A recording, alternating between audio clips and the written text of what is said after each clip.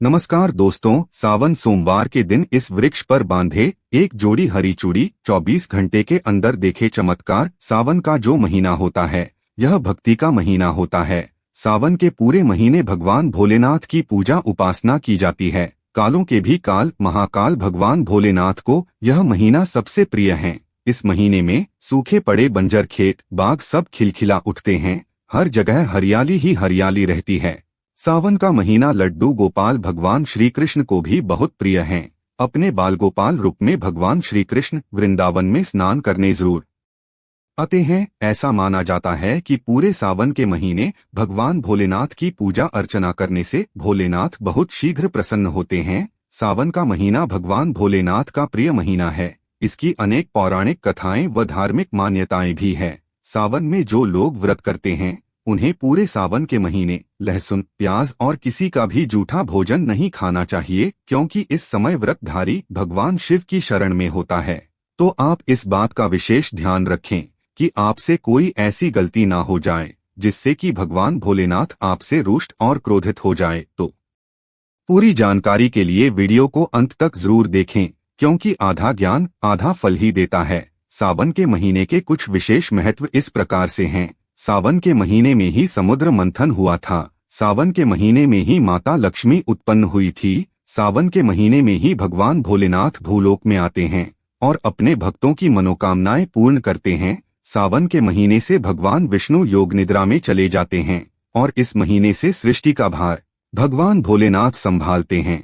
अगर आप सावन के महीने में इस पेड़ पर एक जोड़ी हरी चूड़ी बांधते हैं तो आपकी मनोकामना शीघ्र पूर्ण होती है। आपको भगवान भोलेनाथ का आशीर्वाद और कृपा प्राप्त होती है और आपका आने वाला समय अच्छा और बेहतर होता है। आपके जीवन की कैसी भी परेशानी हो वह समाप्त हो जाती है। भगवान भोलेनाथ को यह 3 वृक्ष सबसे ज्यादा प्रिय है और इन वृक्षों का पूजन करने से शिवजी की पूजा करने के बराबर का ही फल प्राप्त होता है। इस वृक्ष के बारे में यह भी कहा जाता है कि मनुष्य जाति के कल्याण के लिए स्वयं भगवान भोलेनाथ और माता पार्वती इन वृक्षों के रूप में भूलोक में अवतरित हुए थे।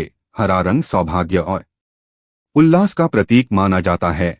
भगवान शिव हरे रंग से शीघ्र प्रसन्न होते हैं। जो भी महिलाएं सावन में हरे रंग की चूड़ियां पहनती है, हरे वस्त्र पहनती है, उन महिलाओं को अखंड सौभाग्य की प्राप्ति होती है। इसीलिए कहा जाता है कि सभी सुहागिन महिलाओं को पूरे सावन में हरे रंग की चूड़ियां पहननी चाहिए, हरे वस्त्र पहनने चाहिए।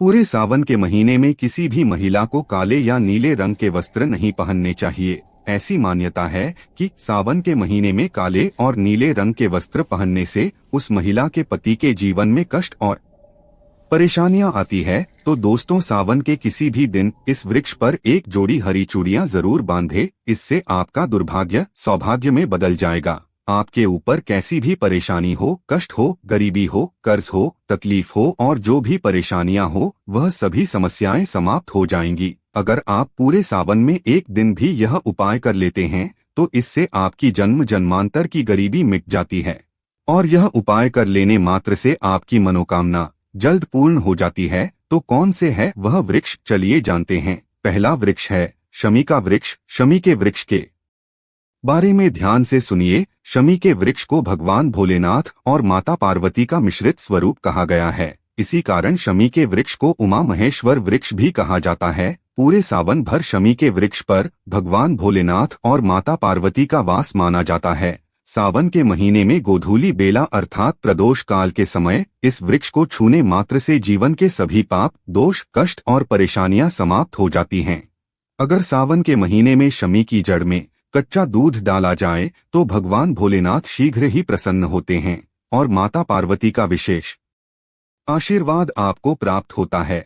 इसलिए सावन के किसी भी दिन शमी के वृक्ष पर उमा महेश्वर का ध्यान करके एक जोड़ी हरी जोड़ी जरूर बांधनी चाहिए। ऐसा करने से अष्ट लक्ष्मी आपके घर में वास करती है। दूसरा वृक्ष है धतूरे का वृक्ष। धतूरे का पौधा भगवान शिव के उग्र रूप काल भैरव के अंश रूप से उत्पन्न हुआ है।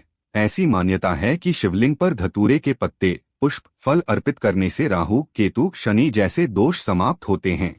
सावन के किसी भी दिन अगर आप धतूरे के पेड़ पर एक जोड़ी हरी चूड़ी बांधते हैं तो इससे आपको शत्रुओं से छुटकारा मिलता है, शत्रुओं का सर्वनाश होता है। सावन सोमवार के दिन धतूरे का पेड़ छू लेने मात्र से भगवान शिव की कृपा आपके ऊपर बरसने लगती है।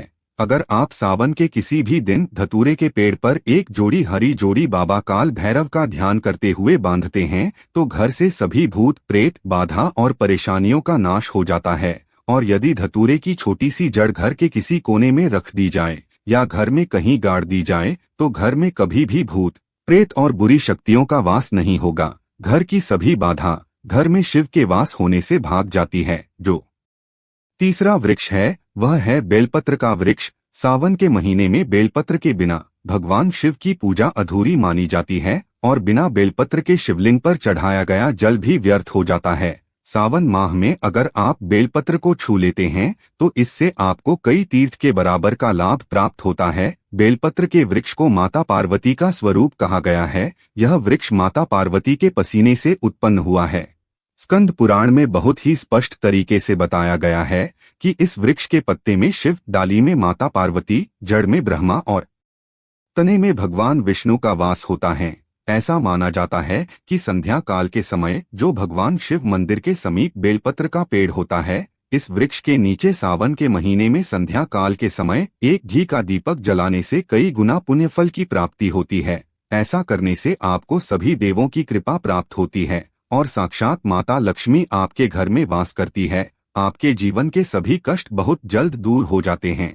बेल के वृक्ष को भी माता पार्वती और भगवान शिव का स्वरूप माना गया है। इस वृक्ष के जो फूल होते हैं इनमें समस्त तीर्थों का वास माना गया है। कहा जाता है कि जो लोग तीर्थ धाम नहीं जा सकते, तीर्थ का दर्शन नहीं कर सकते, वह सावन के महीने में बेलपत्र के वृक्ष के नीचे एक घी का दीपक जला दे। इससे उन्हें सभी तीर्थ के बराबर के पुण्य फल की प्राप्ति होती है। तो आप अगर सावन के महीने में बेलपत्र के वृक्ष पर एक जोड़ी हरी चूड़ियां बांधते हैं तो इससे आपके पाप नष्ट होते हैं, आपकी जन्म जन्मांतर की गरीबी का नाश होता है और आपके ऊपर माता लक्ष्मी, माता पार्वती, भोलेनाथ, भगवान विष्णु और ब्रह्मा सहित सभी देवों की कृपा और तीर्थ स्थलों का आशीर्वाद बना रहता है। तो इसीलिए सावन के महीने में इन 3 वृक्षों में से किसी भी एक वृक्ष पर एक जोड़ी हरी चूड़ी जरूर बांधे।